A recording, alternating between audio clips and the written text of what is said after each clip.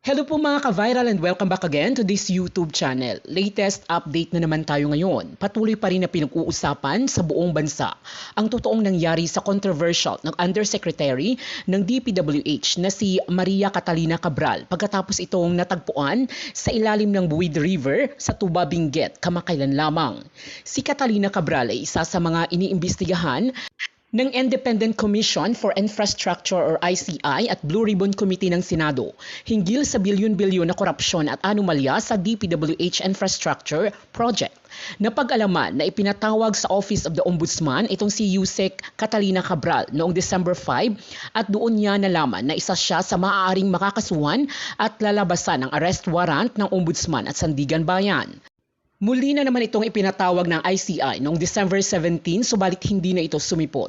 Dito na di umano naging sobrang stress si Yusek Catalina Cabral at nagpa siya na magtungo di umano sa Baguio at Benguet upang makapag-relax ayon ito sa mga pahayag ng driver nito at ang asawa nito na si Cesar Cabral.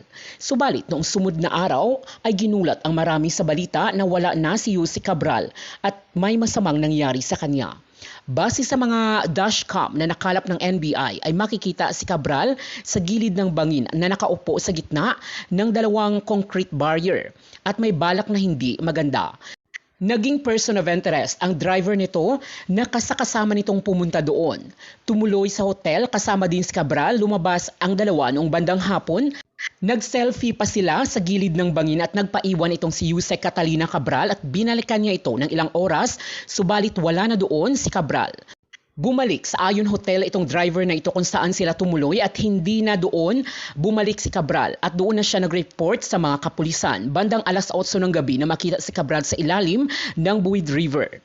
Subalit pinagdudahan ng maraming netizens ang mga naging kilos na ito ng driver ni Cabral dahil alam na nito na gulong-gulo na ang isip ng amo nito subalit hindi niya ito binantayan at iniwan niya lamang ito doon. Ang asawa naman nito na si Cesar Cabral ay kinumpirma ng asawa nga nito ang natagpuan ng mga otoridad sa Buid River subalit hindi na ito pumayag na ipasa ilalim pa sa examination ng katawan ng asawa at erespeto na lamang umano ang kanilang desisyon. Nabuking naman na mahigit kumulang 20 billion pesos ang ill-gotten wealth di umano o nakaw na yaman ni Yusek Cabral sa halos mahigit isang dekada nitong paninilbihan sa DPWH ayon ito sa pahayag ni Department of Interior and Local Government Secretary John Vic Remulla.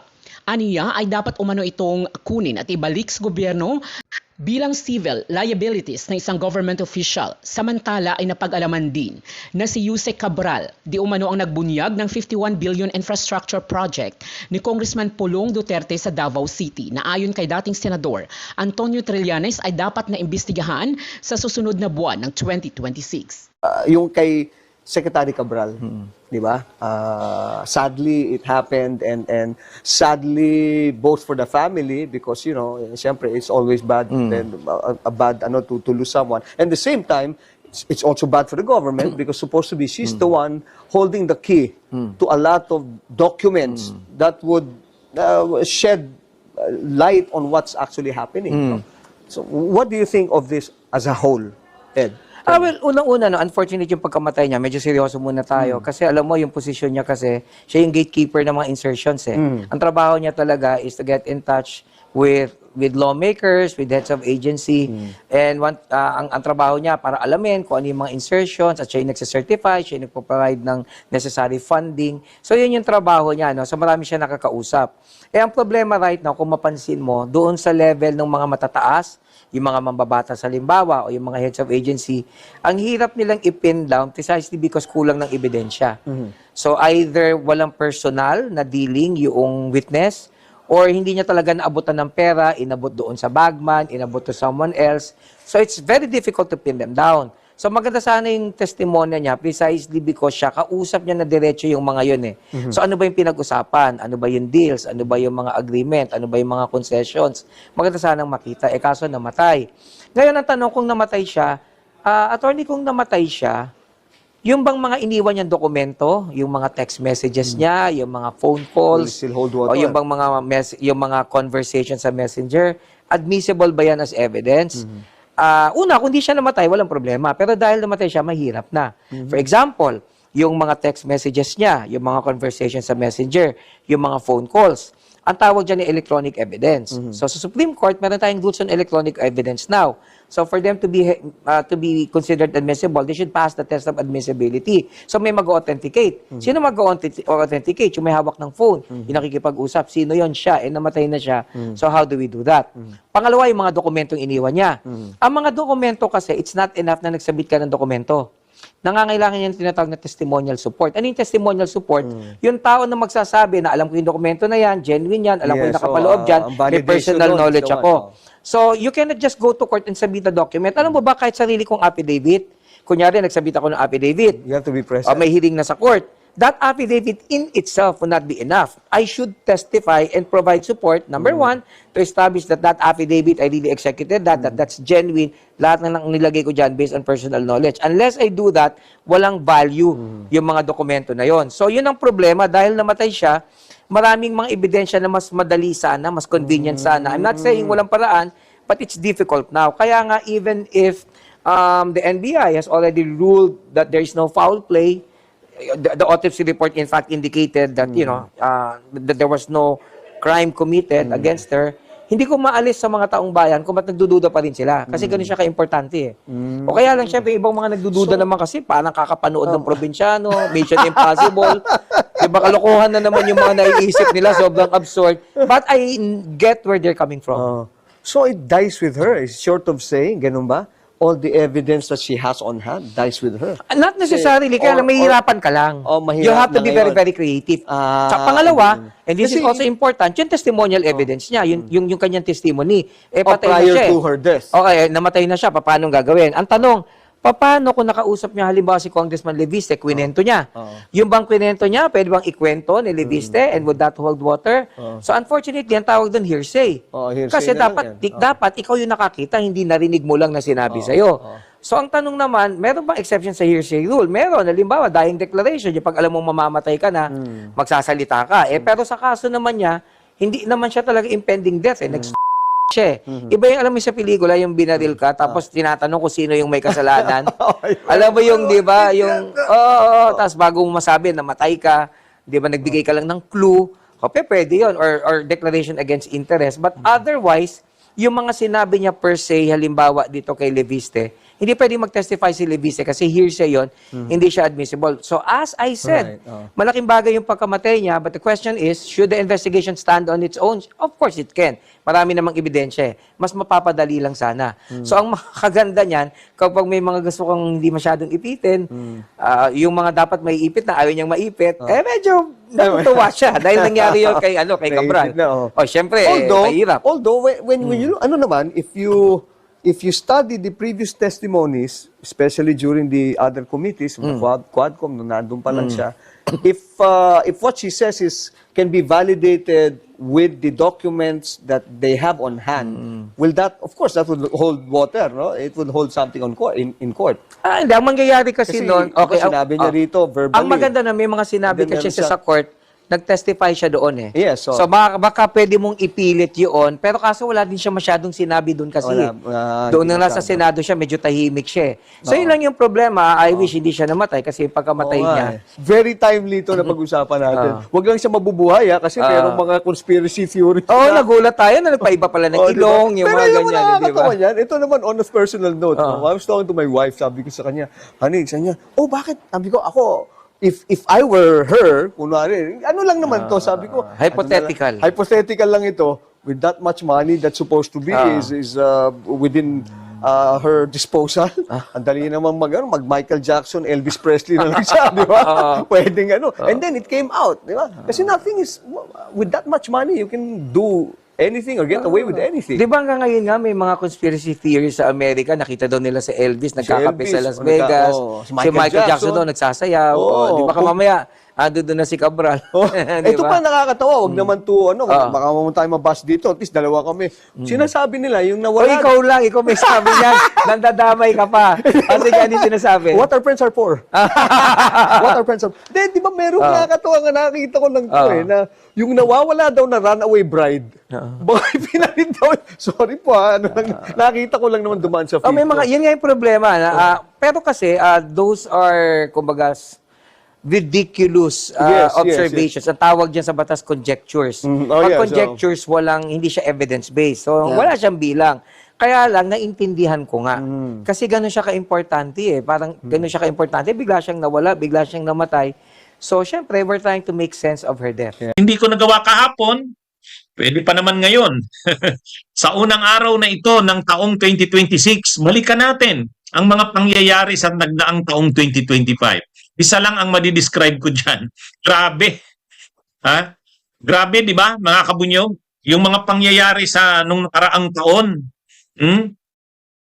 Grabe ang nangyayari.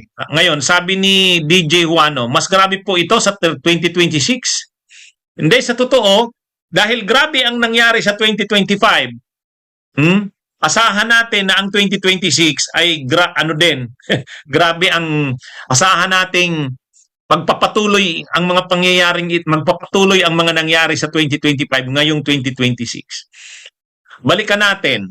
Simula pa lang ng taong 2025, January, February ng 2025, ang mainit na issue noon, impeachment ni Sara. Naalala nyo? Naalala nyo noon, mga kabunyog? January at February, ang mainit na issue noon ay impeachment ni Sara. Sa katunayan, January 13, nagrally ang Iglesia ni Cristo, nagpakita ng puwersa para pigilan ang impeachment ni Sara. January 18, Bunyog naman ang nagrally. Naalala nyo? Doon sa EDSA PPM. January 13, Iglesia ni Cristo. 2025. Pinakita ng Iglesia, huwag ituloy ang impeachment kay Sara. January 18, Bunyog, nagrally sa EDSA PPM. Nasundan na ito ng iba pang mga rallies, mga January 25 yata, iba pang mga grupo yan. February 5, yun. February 5, nakalusot sa Kamara ang impeachment ni Sara. O yan, dapat sana simula na ng impeachment trial. Ang problema, ang ginawa nila Chis Escudero, hindi sinunod yung fourth with. O, di ba? February yan. February, dinelay ni Chis Escudero. Hindi inaksyonan ang impeachment. O. Tapos, ano na yan? Pag-uusapan na uli ang impeachment, June na. Hanggang sa binasura na ito. Pero bago yan, Marso, mayroong mahalagang pangyayari. Ano ang mahalagang pangyayari, Marso? Balikan natin. Marso, anong sunod na mahalagang pangyayari, mga kabunyog, mga kababayan? Sige nga. Parang nagbabalik tanaw tayo, ano? Parang nagbabalik tanaw tayo. Pag Marso 11, inaresto si Duterte, tinurn over sa Interpol at dinala sa ICC. March 11, 12 yan. Di ba?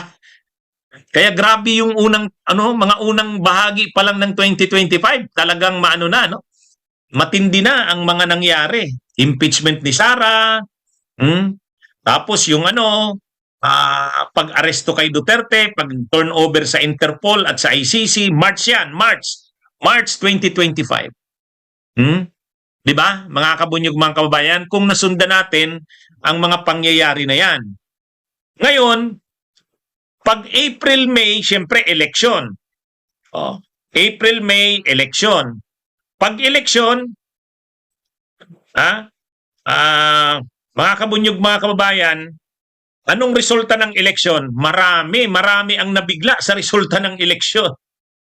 Medyo iba yung resulta ng eleksyon eh. Noong Mayo 2025, eleksyon. Pag-eleksyon noong Mayo 2025, anong resulta? Medyo malungkot ang kampo ng Marcos kasi yung mga kandidato ng Bagong Pilipinas, yung administration candidates, marami hindi nanalo eh. Sa senador, si Benhur Abalos hindi nanalo, si Abby Binay, si Bong Revilla, marami. Kaya medyo frustrated nga ang administration. Siyempre, mas karamihan pa rin ang nanalo sa kanila. Pero sa 12, ilan ba ang nanalo lang sa administrasyon? At saka ang nagtap na chair si Bongo. Pero, saka nanalo si Bato, pangatlo, at si Marcoleta, panglima. O yan, kaya medyo natuwa ang mga DDS dyan sa resulta na yan at maraming nabigla dyan. Pero ang mas nakakabigla sa resulta ng elections ng 2025, nag-number 2 si Bam Aquino at si Kiko Pangilinan, pang-ilan ba? Sorry pang-5 yata si Kiko. Basta nanalo si Marcoleta pero pang-5 si Kiko. Hindi yan inaasahan. Kasi sa mga surveys, parang hindi nga papasok si Bam at saka si Kiko. Pero sa aktual na resulta, nanalo si Bam, pangalawa, at si Kiko, pang-5. At yung number 1 sa party list, Bayan, naka 2.8 million. Kaya yan yung mga kabunyog, mga kababayan. Kumbaga, maraming nabigla sa resulta ng 2025 elections. Maraming nabigla. Nakabalik si Bam Aquino, pumangalawa pa. Nanalo din si Kiko Pangilinan, pang-5 pa. At yung Akbayan ay nagtap 2.8 million sa party list. Yung mamamayang liberal ni Laila nanalo rin. Ngayon, pag July, ito na. Ito na yung June-July. Sa June-July, pinag-usapan na uli ang impeachment. Anong ginawa nila Chis Escudero?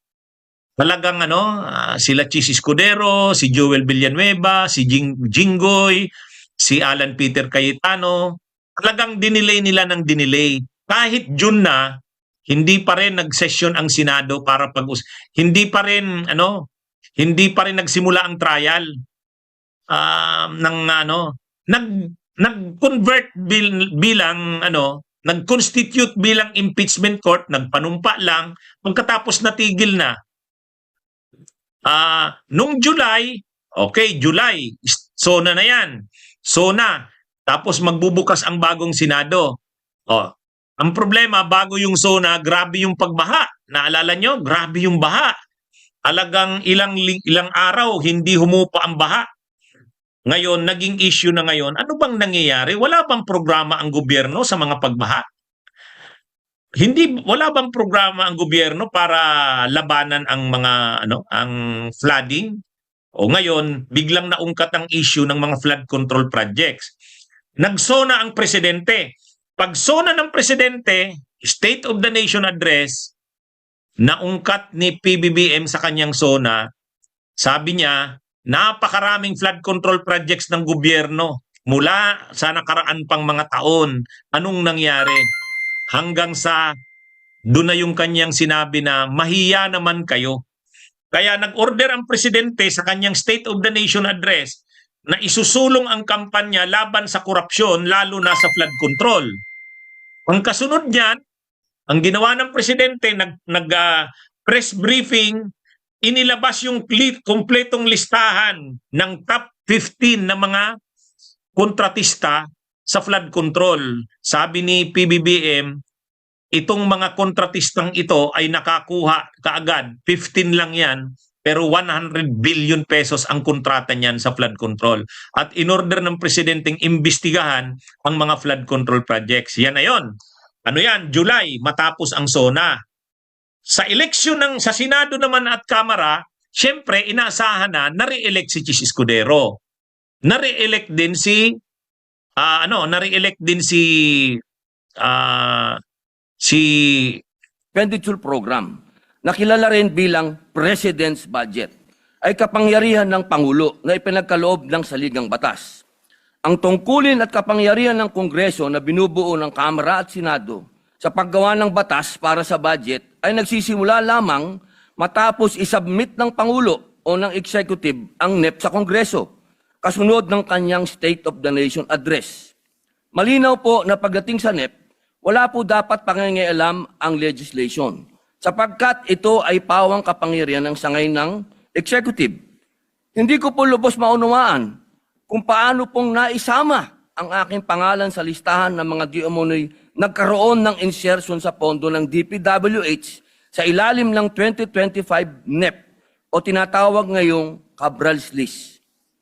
Ginoong Pangulo, napakasakit po nito sapagkat ako po sa panahon na yon ang presidente ng opposition party na sa kalagitnaan po ng kampanya at eleksyon ay nailagay po ang aking pangalan dito. Ito po'y napakasakit po para sa akin. Dagdag pa po rito, nariyan pa po ang agam-agam na maaaring muling maiuwi sa kategory ng for later release ang malaking bahagi ng budget. Partikular na ang amyendang ating inihain sa bulwagang ito. Halimbawa po, sa ilalim po ng 2025 General Appropriations Act, nagkaroon po ako ng iba't ibang amyenda para sana sa mga proyektong makatutulong sa mga tao at lahat po yun ay nag-umpisa na magmula pa po noong 2023.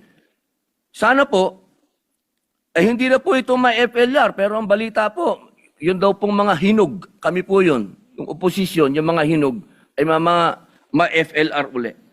Kung ganito lang din po ang mangyayari, hindi ba't parang nasasayang lang ang paghihirap at pagsisikap natin sa deliberasyon?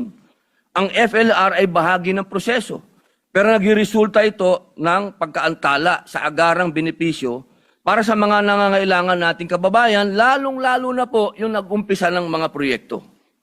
Ang deliberasyon at pag-aproba ng pambansang budget ay isang malaking responsibilidad ng legislation na hindi dapat pinababayaan. Huwag sana nating hayaan na ang reputasyon ng Senado at ng buong institusyon ng Kongreso ay masira dahil sa pagkakaroon ng mga aligasyon at kontrobersya. Kung ang mga ito ay hindi tutugunan at itatama, mababaliwala ang maraming buwan, mahahabang araw at gabi na ipinuyat at ginugol ni Senator Win Gatchalian upang busisiin ang budget ng bawat ahensya ng gobyerno. Nais ko din pong kunin ang pagkakataon na ito upang ipahayag ang aking mungkahi para sa 2027 budget upang maiwasan ng anumang iskandalo. Una, marahil ay napapanahon na upang makonsidera ang pag-amyenda ng ating saligang batas. Naway maisang alang-alang ng ating kasama, Senador Kiko Pangilinan bilang tagapangulo ng Committee on Constitutional Amendments and Revision of Codes, ang pag-update sa mga probisyon ng konstitusyon, lalo na po patungkol sa kapangyarihan ng legislation sa pag-amyenda ng budget. Baka maaring pag-aralan kung nararapat nating alisin ang kapangyarihan ng legislatura na mag-amyenda ng budget dahil nakita nating madali itong maabuso ng mga gahamang nasa pwesto o di kaya patibayin ang mga limitasyon sa kapangyarihang ito. Pangalawa, batid ko pong matagal na proseso ang pag-amyenda ng saligang batas dahil sa usapin ng voting jointly at voting separately. Kaya muli, isinusulong ko ang aking panukalang batas, ang Senate Bill 1299 o Mahiya Namang Kayo Act na naglalayong ganap ng alisin sa ekwasyon ang panghihimasok ng mga mambabatas sa pagtukoy, pagpopondo at pagpapatupad ng mga proyekto. Dahil po sa mga nabanggit na kadahilanan, ako po ay bumoto ng no sa House Bill number 4058. Hindi po ibig sabihin na baliwala lahat ang hirap ni Senator Gatchalian. Ako po'y saludo sa kanya. Ngunit, kailangan pong ibigay ko ang boto na ito para sa taong bayan. Maraming salamat po. Majority Leader. Thank you very much, Mr. President. Mr. President, may I be recognized as well to just give a short explanation of my vote? Yes, you may do so. Thank you, Mr. President. Unang-una, Mr. President, ako'y bumuboto ng oo, dito sa ating panukala na national budget dahil ako'y naniniwala sa ginawang mga tamang hakbang ng ating chairperson na Committee on Finance. Hindi naman siguro, Mr. President, nasabi natin na mali mag-intervene ang isang legislator para sa kanyang bayan o para sa kanyang probinsya kung tama naman po ang advokasya at tamang paraan ang paggastos at walang kickback, Mr. President. Gagamitin ko pong halimbawa ang Bukidnon. Alam po ni Senator Gatchalian ito at mga kasamahan ko dito. Noong ako'y po'y nahalal noong 2016, yung Bukidnon was in the top 10 in terms of poverty incidences in the country. Top 10. Hiyang-hiya po ako bilang isang senador. So ano pong ginawa ko po? Ako po, under your leadership, tayo po ay nag-amenda ng ating national budget kung saan naglagay po ako ng dagdag eskwelahan sa ating probinsya. Extension campuses ng Bukidnon State University, extension campuses ng Central Mindanao University, at nagdagdag po ako ng 17 TESDA training centers, buong Bukidnon po. Because of that intervention, including the needs of the farmers, ang ginawa po namin, halos lahat ng farm to barangay roads ay sinementohan na po namin na dati sa isang barangay, Barangay Kisawa, Kibawe, Bukidnon, it used to take me a day and a half to get there. Ibig sabihin, pag lakad po namin galing sa poblasyon, walang kalsada po, akit po kami ng malapit sa Mount Kalatungan Range, dun sa amin sa Bukidnon. Dadaanan pa namin yung Pulangi River, Mr. President. Alam niyo po, pagdating ng gabi, tigil na po kami, Mr. President, sa isang purok dahil hindi pa kami makakaabot sa barangay. Ganong kalayo. Ngayon po, nalagyan po namin yan ng tulay, may karsada, at ngayon po, 20 minutes na lang, 20 minuto ang biyahe galing sa poblasyon, Kibawe, papunta ng Kisawa, which is boundary of North Cotabato, Mr. President. Because of that, the farmers are happy. Masaya po yung mga magsasaka. Sila po ay tuwan-tuwa dahil dati, 2 piso kada kilo ang ginagastos po nila para sa habal-habal, yung tawag na yung Skylab. Yan yung motorsiklo po na may patungan na kanilang sako-sakong mais. Ngayon po, 20 centavos na lang po per kilo dahil truck na po ang pumapasok sa kanila. And it is verified by no other than the chairman himself.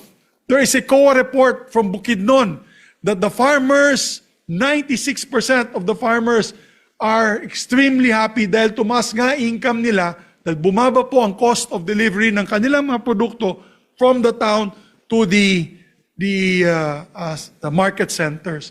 Mr. President, hindi naman sa pagyayabang, gusto ko lang po ilagay on the record, wala na po kami sa top 10 in terms of poverty incidences in Bukidnon. We are not even in the top 20, Mr. President, because of the interventions we did almost 10 years ago. So ang ibig po natin, at yung Bukidnon po is number 1 now. Agricultural province of the country. 7.5% GDP ang binibigay po natin in terms of agricultural growth in the national GDP for agriculture. We beat Nueva Ecija. Nueva Ecija is only 5.5%. So Bukidnon po, we produce pineapples, bananas, sugarcane, palm oil, corn, the second largest producer of corn, the second largest producer of cassava, number 1 producer of pineapples, second largest producer of sugar.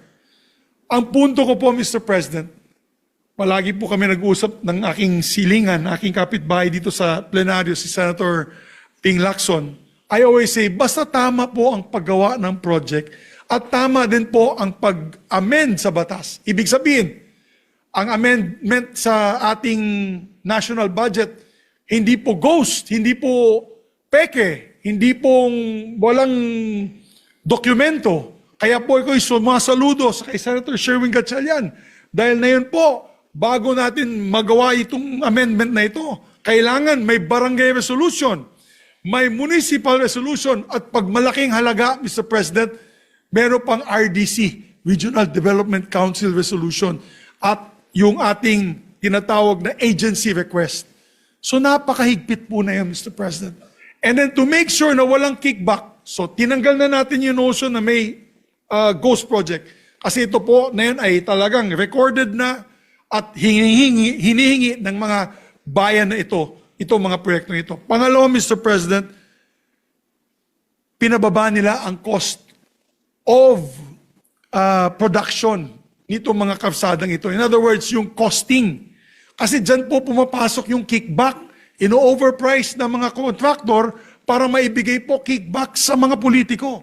Kaya tama pong hakbang na ginawa po ng ating mahal na finance chairman at mga kasamahan nila dito sa Senado at sa Bicameral Conference Committee na hindi sila pumayag na ibalik yung overpriced pricing nito mga projects na ito. Dahil po dyan, matitigil po ang pagbigay ng kickback. Ginawa po yan ni Secretary Singson. Kaya ako'y believe kay Secretary Singson. He did it once. What he did was, off the top, tinanggal niya 10%, Mr. President, of all the budget items. Dahil dyan, nagsabi na mismo ang mga contractor na pag nagbigay pa kami ng kickback, wala nang project na maitatayo. Nahihiya pa sila noon, Mr. President. Kaya yan yung tama na ginawa nating hakbang. Talagang binagsak natin ang cost of production of these bridges, roads, and all these other projects para matigil na po yung kickback na yan. But properly done, Mr. President, our country deserves a chance to grow. Mindanao, Visayas, and Luzon. Properly done. That's why now the ball is in the hands of the executive, Mr. President. To all the secretaries where the funding is going to, resist the demands of the politicians, resist the demands of the legislators to fix the bidding process. Dapat yan, maging transparent na yung bidding process para pagka ganun, Mr. President, talagang mahihirapan na ang corrupt sa ating bansa, Mr. President. So the ball now is with the executive. And I hope that these new measures that we have put in place in the budget process will be carried over in the next Congress, Mr. President. We have 2 years to go in the 20th Congress. I'm hoping, and I know while we are still there, the good Senate President, myself, the Senate President Pro Tem, the leadership of the Senate, we will make sure that this will be the new norm for the 20th Congress. Sana po pagdating sa 21st, 22nd, and 23rd Congresses, ganito pa rin ka-transparent ang gagawin nila, Mr. President. This should be the new